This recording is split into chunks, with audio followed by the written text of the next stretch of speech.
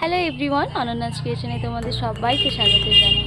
আজ সানডে, সকাল থেকেই আমার ছুটি, তাই বিকেলবেলা ভাবলাম একটু বাইরে থেকে একটু ঘুরে আসি বা হেঁটে আসি। চলো। তো বাড়িতে বসে বসে বোর লাগছিল, তাই দিদিকে বললাম যে চল একটু ঘুরে আসি। তো চলো যাই, দেখা যাক কোথায় যাই আজকে। আসছি।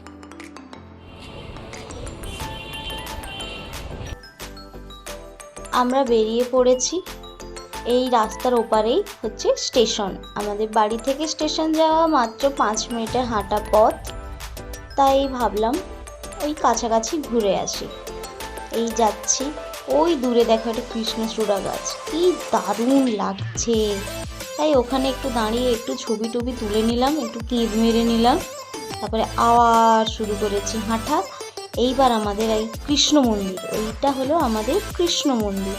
আর ওই দূরে ছেলে মেয়েটা ঝগড়া করছিল, ঝগড়া করে হেলমেট ছুঁড়ে ফেললো। আমাদেরকে দেখে ওরা লজ্জা পেয়ে গেছে, তাই ওদের দিকে আর তাকালাম না। এই আমাদের স্টেশনে কাজ হচ্ছে এখন,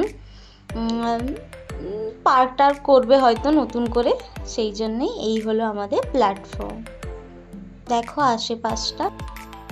ওই যে দেখতে পাচ্ছ দূরে এই ফুল গাছটা, কি সুন্দর ফুল না?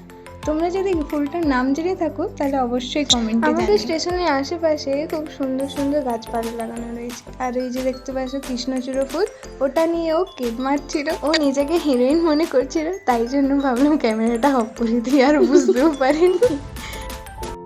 সুন্দর একটা জায়গা দেখে বসে পড়েছি। এখানে সুন্দর বাতাস দিচ্ছে, জানো তো কি আরাম লাগছে। চলো আসি, এখন একটু বসি, তারপরে ফুচকা খাবো, আর তার আগে একটা মন্দিরে যাবো, তো সেটা তোমাদেরকে দেখাবো।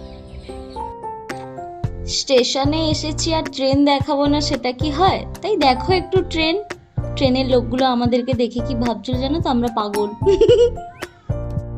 ট্রেন দেখা শেষ, তো তাই ভাবলাম একটু মন্দির থেকে ঘুরে আসি। ওই যে দূরে দেখলে মন্দির, আর এই পাশেই রয়েছে পুকুর।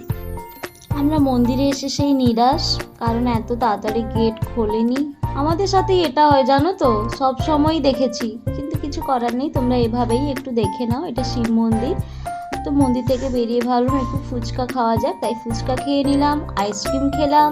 তারপরে আইসক্রিম খেতে খেতে আমরা বাড়ির পথে রওনা দিলাম। বাড়ি এসে স্ন্যাপচ্যাটে এই কাজকর্মগুলো করছিলাম। বাড়ি এসে ডিনারের জন্য বানিয়েছিলাম তড়কা। আগেই বলেছি বাবা রুটি খায় রাতে, তাই বাবার জন্য তড়কা বানালাম।